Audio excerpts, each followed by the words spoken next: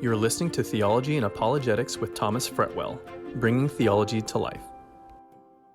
But if you remember, by way of context, Jesus has been in a number of disputes with the Pharisees, mainly over Sabbath regulations and these additional laws, remember, that we talked about. And in these discussions, he'd made some very clear declarations about who he was, his equality with God, and the fact that he is Lord of the Sabbath. This was particularly offensive to the Pharisees.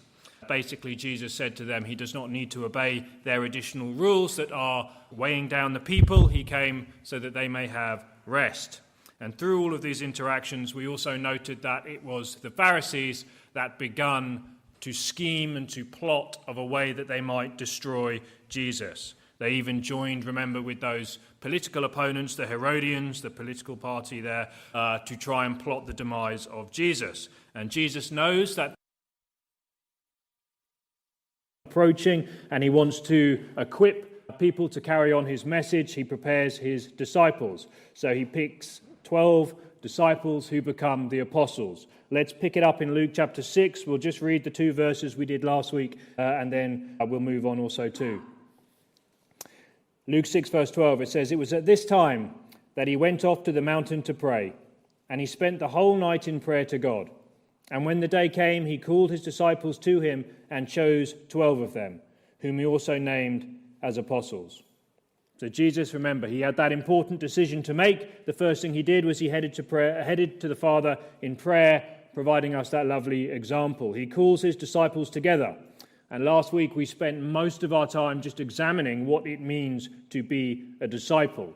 A disciple, remember, is a learner of Jesus. If you are a follower of Jesus, you learn from him. You let him instruct you and guide us and lead us through this world. And the call of the disciples, as we've already seen, was simply to follow him.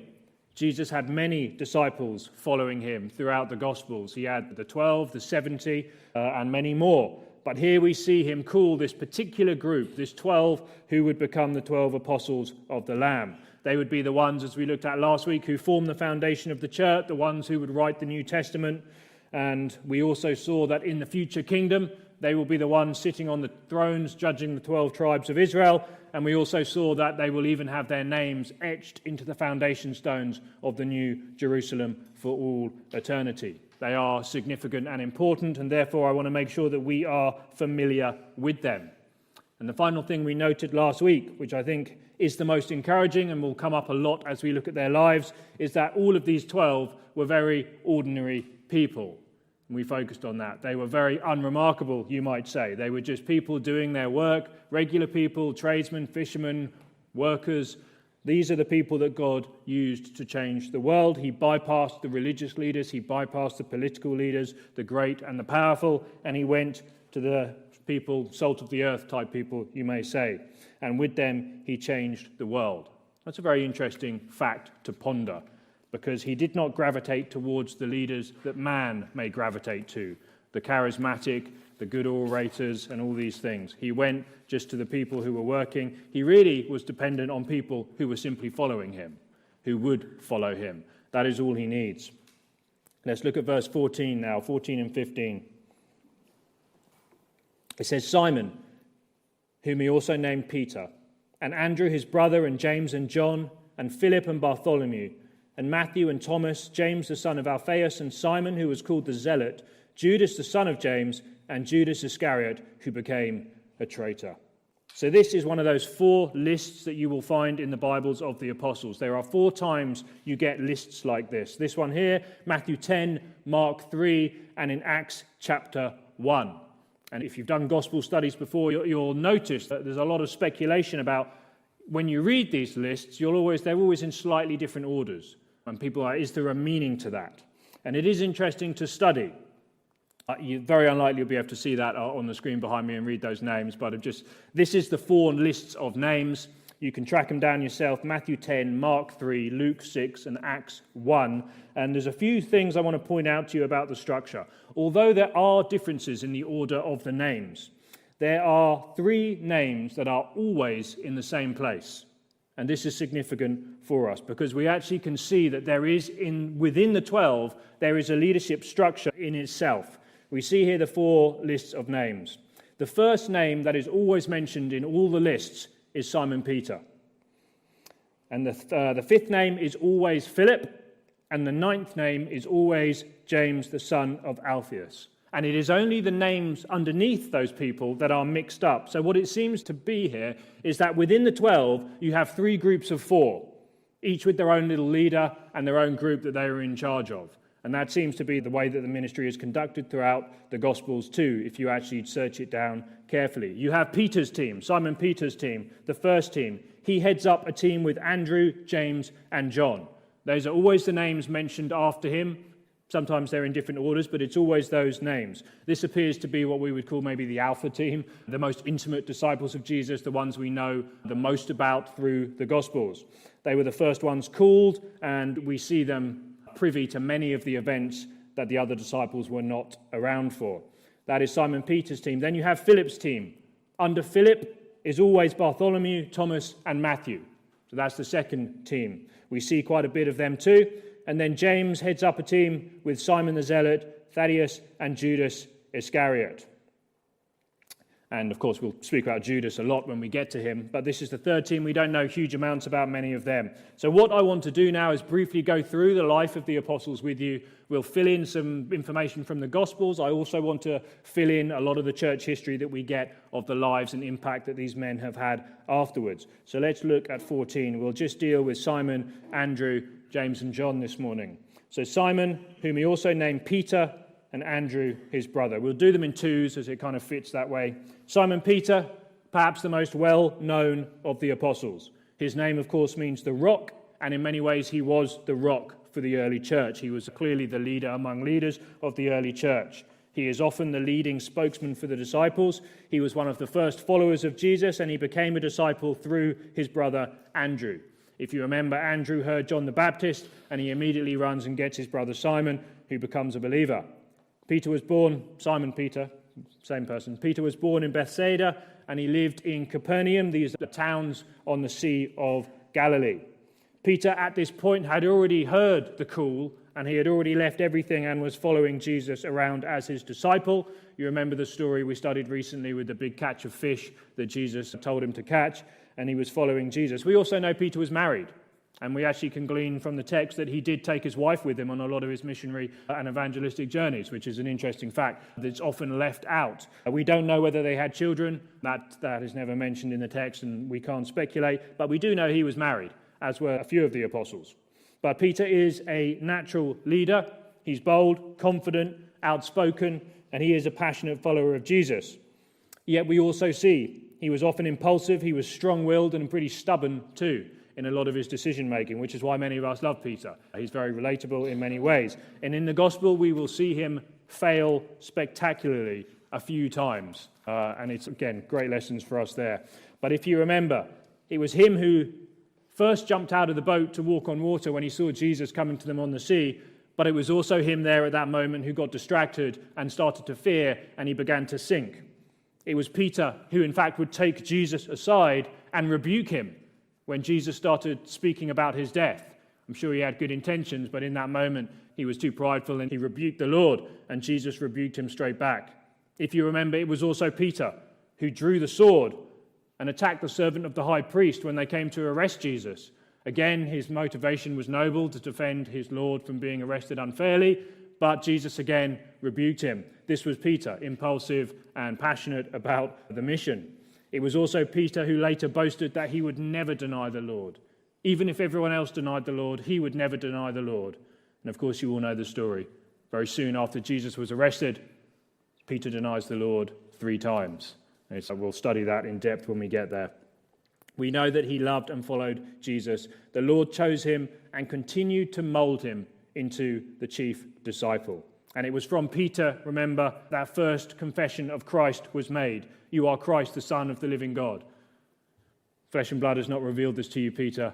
And on this rock, you know the story, Matthew 16. He was also privy to the transfiguration, that event where Jesus took James and John and Peter up onto the mount and he transfigured before them. Peter was also the one that preached at Pentecost and led to 3,000 people being saved. He is really one of the heroes of the book of Acts, other than Paul. we see also that he was willing to take beatings and imprisonment for the cause of Christ.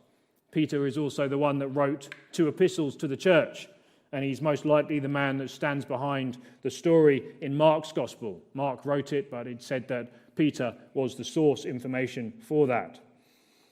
This is Peter. He's a wonderful character to study in the Gospels. But what happened to Peter, the one that was called a pillar of the church? There's a lot of church history and tradition that I'm going to share with you that sheds and fills in some of the details on this. It's quite interesting. Peter made his way to Rome, where he continued to minister to people, preaching in the underground catacombs where Christians were known to meet. If you go to Rome today, you can still see many of these underground catacombs. Because at this time it wasn't really safe, Christians would often meet in these places. They had burial grounds there. There's some very early Christian graves in the underground catacombs of Rome. This is where Peter started conducting his ministry. This was during the reign of Emperor Nero. Emperor Nero was one of these crazy Roman dictators, and he begun what he called his assault against God. And at this time, he imprisoned Peter in the Mamertine prison, where Paul was also imprisoned too. Again, that's still around today. We know where that is. You can see there what it was like. It was just a very small circular dungeon with absolutely no light, dank, cold, with stocks there in the middle. Prisoners would be chained in the middle, usually beaten at the same time, and it was a pretty miserable place. Most people in there were either waiting for execution or for an audience with Caesar. That was what that prison was used for.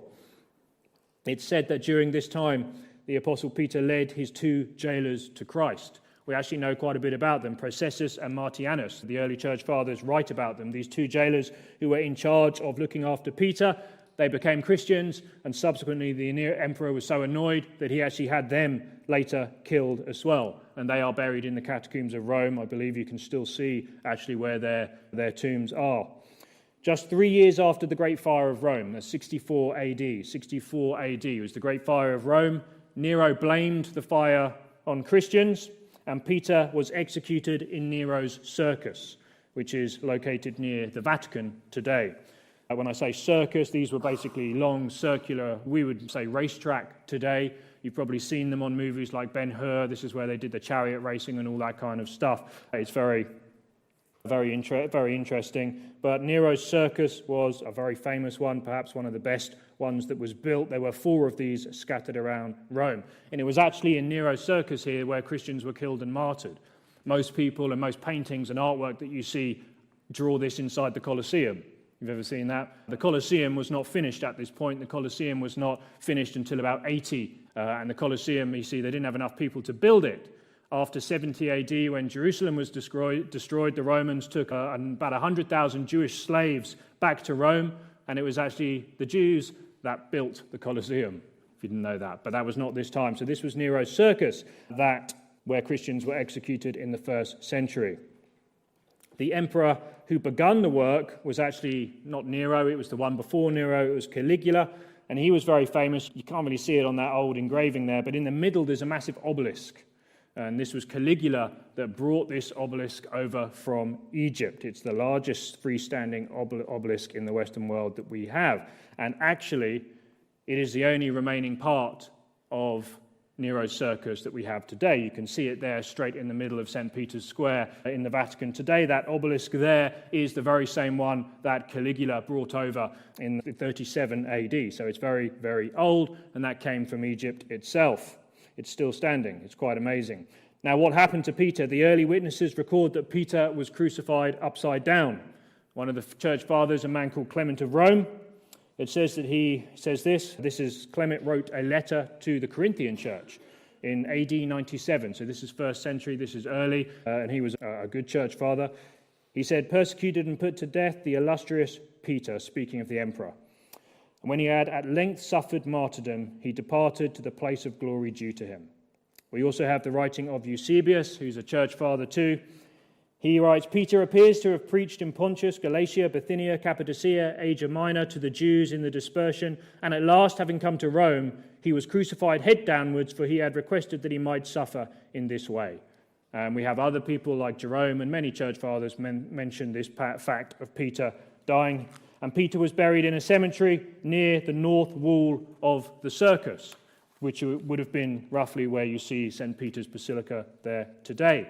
Now, the history here now, of course, don't get confused with later Catholic history and stuff now. We're predating many of these structures that we see here. But in the 4th century, the Emperor Constantine, one thing that he did, actually his mother-in-law did, is traveled holy lands and holy sites and built churches on specific places where they said things happened. In the 4th century, they built a church in the location where Peter was buried that had been known since the 2nd century, so very, very early.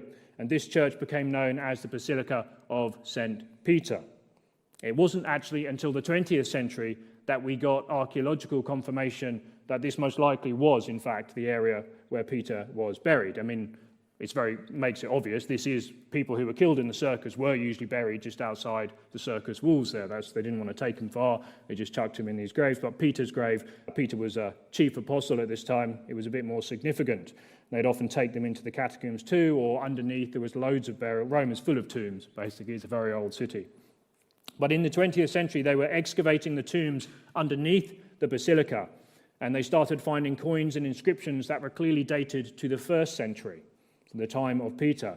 And they found one specific tomb that on the walls had the inscription of Peter's name, and they've dated that to the 1st century. And inside that tomb, they found the bones of a man who was about 60 to 70 years old, and in those bone boxes that they used to have, both of his ankles, his feet were missing underneath the ankles. And this is no guarantee, but this is how the Romans often used to remove people from crosses. Instead of trying to pull out the nails, they'd simply take an axe and just chop off the feet. And that's why you often would find crucifixion victims with no feet bones in their boxes. But this here was clearly an important site. It was clearly visited a lot in the 1st and 2nd century, up until the 4th century when Constantine built the church on it. And you make of all this history what you will, and the Catholics make a lot about it. However, of course, we know that it does not matter where he was buried. We know it is what he did with his life that was important. It's the way he served the Lord, and the way the Lord moved him. We know that he is in heaven. We know he received the words, "Welcome, good and faithful servant," as he was reunited with his Lord after he died. But we see here the great influence that Peter had. God does remarkable things with unremarkable people if they are willing to follow him. This is the Apostle Peter. Wonderful character. Let's look at the next text now. It says, Simon Peter and Andrew, his brother. You notice we see a couple of brothers in this section. Andrew, his brother. He was initially a follower of John the Baptist, which means he was probably one of the most faithful, being a believer, a follower of the Lord right from the beginning. He shows he was a man of faith. He heard John the Baptist when John the Baptist proclaimed, here is Jesus comes, and he says, "Behold, the Lamb of God." And from that moment, Andrew started following Jesus. It says that in John chapter 1, we studied this. One time Jesus is walking, he turns and he sees 2 disciples following him. And he goes up to them and he says, "What is it that you seek?" You remember, we studied that passage. One of those was the disciple and apostle Andrew. And it says after he saw this, after he'd had a day with Jesus, he ran to get his brother. He told him that we found the one who is the Messiah, and then he brought his brother Peter to Jesus. You could say that Andrew was the very first evangelist, the first person to ever bring someone to Jesus and get them saved like that. Again, a wonderful picture for us all. We know that Andrew it was said that he would be a fisher of men. He started with Peter. Later in the Gospels, you see him bring a group of Greeks to Jesus, which is quite a big thing, actually, for a Jewish person, because he understood that the salvation mission of Jesus extended beyond the borders of Israel, but he was to be the Savior of all men. So what happened to Andrew? Again, this is quite interesting. Church history records that he traveled to the Caucasus Mountains, which is present-day Georgia. He preached to the fearsome Scythians as far as the Caspian Sea. He also went to Byzantium, which is Istanbul, which is now in Turkey, and he then went to Greece. He traveled to Thrace, Macedonia, down through the Corinthian Gulf, and he ended up in a town called Patmos. And it was in Patmos that he led a woman to the Lord. And this woman happened to be the wife of the Roman governor who lived there. Needless to say, the governor was not particularly impressed with this, and he arrested him, brought him before a tribunal in an attempt to stop him preaching and to crush his faith. Andrew resisted, and he was ordered to be crucified. And it is recorded that he was crucified on an X-shaped cross, like the one you see there in the picture. That's obviously a later piece of artwork, but this was the type of cross. It was another quite common way that people were killed at this time. Now, as we're talking about Andrew and the influence, we're just trying to familiarize ourselves with the influence that the apostles have had in the world. If today, Andrew is considered to be the patron saint of Scotland. The early Scots claimed they were descendants of the Scythians. I just told you, this was one of the groups that Andrew went to preach in the Black Sea area of Romania, and they claimed that their ancestors were actually converted by Andrew himself. And of course, with all these stories, there's lots of stuff that we can't really verify and confirm, but generally the tracking of history is quite interesting. There's many other connections that Andrew has with Scotland. In the 4th century, a monk from Patmos, the place where Andrew was crucified, he was, for whatever reason, there's different legends about why he did this, but he took some of the remains to Scotland, to the ends of the earth, as he said. He wanted to protect them. At this time, it was very common. They believed that these sorts of things would bring different elements like luck and power and blessing upon people. It was just the way a lot of the early people believed. So relics, this is why relics were often held onto and revered. Of course, we know that that's not the situation, but this is, again, just the history. He took some of the remains to a place, to Scotland, and he landed in a place called Fife, which is now known as St. Andrews. You'll know that today. And this is where the famous university, St. Andrews University, is today, where Prince William went, and where dignitaries like OBE Laura Fretwell went. She's not here today, I can say that. And in the college chapel of St. Andrews University is the pulpit where John Knox preached. Now, I've mentioned John Knox many times. He's one of these amazing Scottish reformers who did much for the kingdom of Christ. The Scottish Reformation was actually, they produced many, many wonderful preachers from that time. It's also the birthplace of golf. You can see someone there, my brother, pulling a shot, and that's the old golf course. Make of that what you will. Why golf is connected to St. Andrew, we're not really sure, but that is there. But the point really is, again, the influence of this person in the world. Back to Andrew, back to Jesus. There's even a St. Andrew's national holiday in Scotland. But interestingly, look at the cross that we see there. Now turn it on its side. If you imagine, take it down, turn it on its side. And that is what you have there on the flag of Scotland. It is St. Andrew's Cross, they call it. St. Andrew's Cross turned over on the flag of Scotland. And if you look at the Union flag of the United Kingdom, and if you don't know this, you'll see there the white background. That is the flag of St. Andrew. That is basically the crucifixion of St. Andrew there. You see, these things are just so ingrained in our world and in our society, you cannot avoid the influence of Christianity. The fingerprints of Christ are all over this world. I find that quite amazing. The brother of Peter, a regular, hard-working fisherman from the Galilee in the 1st century, and the way he was killed has become the symbol of entire countries. That is influence. You see, this is what Jesus can do with a life that is submitted to him. There was nothing special about these men, but when you submit your life to Jesus, this is what you can do. The impact of Christianity and Christ is amazing. Yet, if I could rant, small diversion, this is much of our heritage in this part of the world. It's all over our flags, our buildings, our laws, and everywhere you see, it seems today we are witnessing the strange spectacle that people are rejecting the Judeo-Christian values that trace back to these events and to these people, and in the name of equality or social justice or whatever you may think, people are more keen to accept the worldview of a 7th century Arabian warlord. I'm going to say that just because I'm just shocked every Saturday what everything I see. It's getting to the point it's just ridiculous what is going on around the world. But of course, if you understand it spiritually, you can understand why it's happening and you see the forces behind these types of things. But let's see how that goes, and let's commit those things to prayer. I don't want to digress on that. Let's look at the next two. So that's Andrew, Simon Peter, and Andrew. You can see their influence already across the world. Let's look at these next two, James and John. James, of course, Yaakov, Jacob really, but Yaakov there. Jesus had a number. It was a very common name. He had two disciples, in fact, who were called James, James the son of Zebedee and James the son of Alphaeus. This is not to be confused with the half-brother of Jesus, James, who was a leader in the early church and who wrote the Epistle of James. These are different. James and John were called to be disciples of Jesus just a little bit further along the coast where he called Simon Peter and Andrew. He's walking along Jesus, he sees Simon Peter and Andrew fishing, he walks along a little bit further, he sees James and John.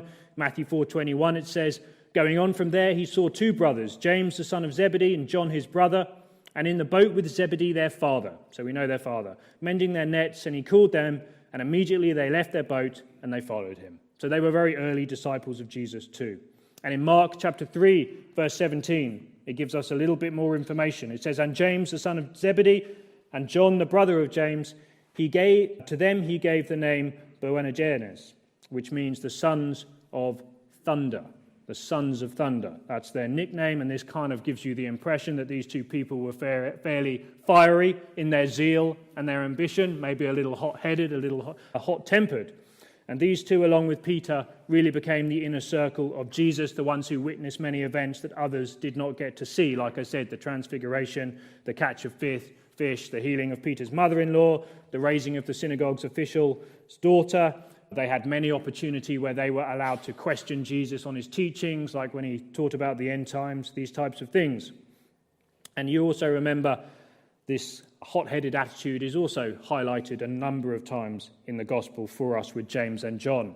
It was James and John that started that debate about who would be the greatest out of them all in the kingdom. Mark chapter 10, James and John, the two sons of Zebedee, came up to Jesus saying, Teacher, we want you to do for us whatever we ask of you. And he said to them, what do you want me to do? And they said to him, grant that we may sit on your right hand and on your left in your glory. So they're saying, just make sure that we're close to you and everyone knows that we're very important. You see the kind of pride coming out, that zealous ambition that they have there. And this, of course, when the other 10 disciples heard this, it caused a massive argument. It says they became indignant. It's a strong word in the text. And Jesus, again, turns the opportunity into a lesson to teach about servant leadership and humility and settle that argument. We'll study that as we go through. Another time we see the sons of thunder is when Jesus is traveling to Jerusalem and he wants to pass through a Samaritan village. He asks permission. Remember, we've shared all the history about the Samaritans and the Jews, and this time they do not want the Jewish people coming through. So in Luke chapter 9, it says this, verse 54, when his disciples, James and John, saw this, they said, Lord, do you want us to command fire to come down from heaven and consume them? You see, they're hot-headed, to say the least, there. And Jesus is like, no. He turns, he rebukes them, and he reminds them he came to save people's lives, not to destroy people's lives. And this was what we see James and John. The scripture itself records for us the fate of the Apostle James. He was put to death by the wicked king Herod Agrippa in 45 AD. And you find this in the book of Acts, in fact. Acts chapter 12, verses 1 and 2, it simply says this, Now about the time of Herod the king, he laid hands on some who belonged to the church in order to mistreat them, and he had James, the brother of John, put to death with a sword. And when he saw that it pleased the Jews, he proceeded to arrest Peter also. So a very simple recording of his death. He was put to death with the sword by Herod Agrippa. And again, we've studied the Herod family. We have one recording from a church father, Clement, who writes about this event. He says that as James was led to the place of martyrdom, his accuser was brought to repentance by his conduct and the apostles' extraordinary courage. And he fell down at his feet and requested his pardon, professing himself now a Christian, and resolving that James should not receive the crown of martyrdom alone. And this was so annoyed the king that the man ordered that he would also be killed, and hence they were both beheaded at the same time. And thus did he cheerfully and resolutely receive that cup which he had told our Saviour he was ready to drink. So this makes him, James here, the apostle, the actual first Christian to be martyred for his faith. However, in the 10 years between his death and resurrection, what happened? We know a little bit. He was involved in spreading the gospel, as all of the apostles were. And church history records that James actually travelled to Hispania, or the Roman name for Spain. And he was responsible for establishing many believing communities amongst the diaspora Jews there. Spain had a massive Jewish community, and so it makes sense that he would have travelled there. And when he came back from that ministry is when he was killed in Judea. However, again, you have one of these weird things with the way that the church developed. Sources tell us that years after his death, his burial site was found and his remains were taken back to the coast of Galatia, which is now a place called Santiago in Spain. And of course, Santiago literally means St. James. And names like Diago and Diego, they all come from the name of James. And there's also a massive cathedral there today in the city of St. James. And later in Spanish history, this became a massive pilgrim site for people who were fighting against the invading Muslims at that time, interestingly. And this is, again, the history of Spain. It's very interesting, but a lot of it's completely detached in many ways from the Bible. But, again, he's now known as the patron saint of Spain. So that is Andrew. And now let's look at James and John. So simply just said, and James and John. Probably the most well-known John, the apostle here, other than Peter. He is the one that witnessed, again, many of the events that no one else did. He became very close to Jesus. It's also said that he was a pillar in the Jerusalem church. Galatians 2:9, it says, James, Cephas, and John, who were reputed to be pillars in the church. The apostle John gave us 5 books of the New Testament. Of course, the Gospel of John. He gave us 1, 2, and 3 John the epistles, and as we studied before we did this series, he gave us the book of Revelation 2. However, most people know John for his focus on love. He's often called the apostle of love, the disciple that Jesus loved the most, it says, the one that lay his head on Jesus' chest as they reclined around the Passover table. It's interesting when you think about that. Remember, in his early days, he was known as the Son of Thunder, and he's later known as the apostle of love. He rebuked Jesus with his brother. He wanted to cool down fire on the Samaritans. And later you see him forbid a man from joining their party because he was not a proper disciple. Zealous and fiery like his brother, making mistakes all the time. Yet we see that he matured well. He aged well, and he turned into the beloved disciple, the apostle of love. In fact, we see that by the time of the crucifixion of Jesus, you remember that very touching scene that we will study when we get there, that as Jesus was dying, he looked at the Apostle John and he looked at his mother and he committed the care of his mother to the Apostle John.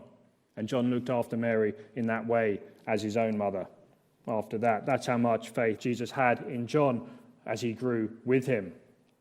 His gospel and the epistles are some of the most focused teaching we have about the love of God and the importance of truth.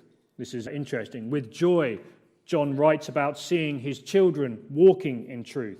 He passionately calls out those who would distort the truth, and he calls his disciples, the ones he loves in truth. And he is, in fact, the only apostle who was not killed for his faith.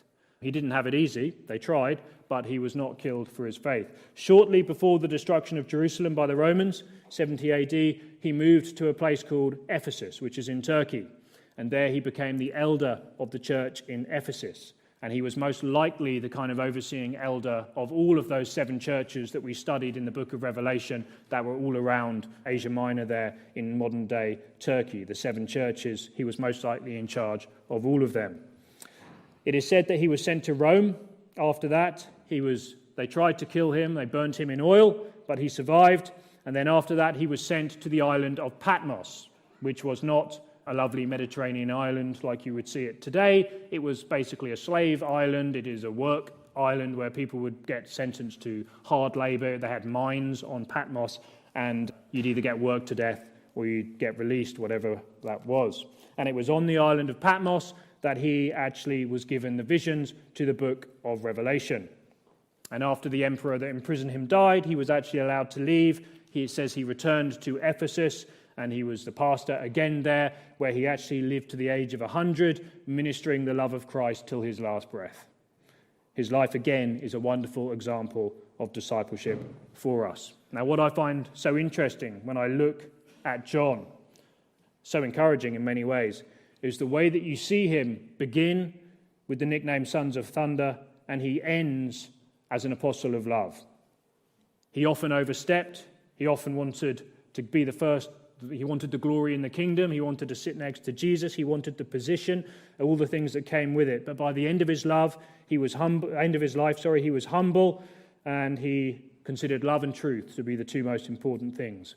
In the East, they simply nickname him the Theologian. It's a cool nickname, the Theologian, simply because he gave the book of Revelation, I believe. They get that. What was it that changed him. Yes, it was obviously being with Jesus all those times, but there's one specific event that the Gospel of John records, that no other Gospel records.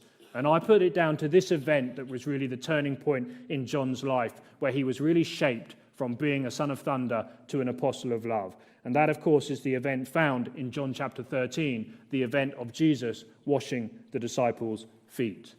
That is the ultimate lesson in servant leadership. You remember that scene where they see their Lord, their King, the God of all the universe, descend and humbly get down and begin washing the disciples' feet. And if you remember the story, Peter even objects. He says, "No, Lord, you don't do that." But again, Jesus knows what he's doing. And John, I'd imagine, watching this, and remember what Jesus said in John 13, teaching them about this. He said, "If I then, the Lord and teacher, washed your feet, you also ought to wash one another's feet." So he turned this into the ultimate lesson of discipleship for them. If he, the greatest Lord, the greatest Master, the greatest King person in all the world, on all the earth at that time, if he was willing to get down and wash the feet of others, how much more should his disciples be servants to others? This is the ultimate lesson in servant leadership, which John went on to model for the rest of his life. And I think this event must have so impacted John because he did spend the next 70 years being perhaps the chief proponent of servant leadership in that area. And he's known for that when you read the church fathers all around Ephesus. That was the Apostle John. And what an example that is for us about walking with Jesus. You see, no one is beyond transformation when God gets their hands on them. The Spirit of the Lord can work wonders in our lives. Doesn't matter how fiery we are, how much anger we have, how much jealousy, all these different things that we have in our flesh. You see the disciples manifest them many times, but you also see, because they were following Jesus, he brought these things out, he dealt with them, he transformed them, he changed them, and he ended up, like we've just seen, changing the entire world with them. An impact that is still felt to this day. So let's commit ourselves afresh to the Lord and let's see him work the works of God in our lives too. Amen. You've been listening to Theology and Apologetics. This podcast is supported by your generous donations. To help us continue to bring you great content, please visit our Patreon site at patreon.com/theologyandapologetics. If you've been blessed by this podcast, please leave us a review and remember to connect with us on social media. For more resources, please go to theologyandapologetics.com. Thanks for listening.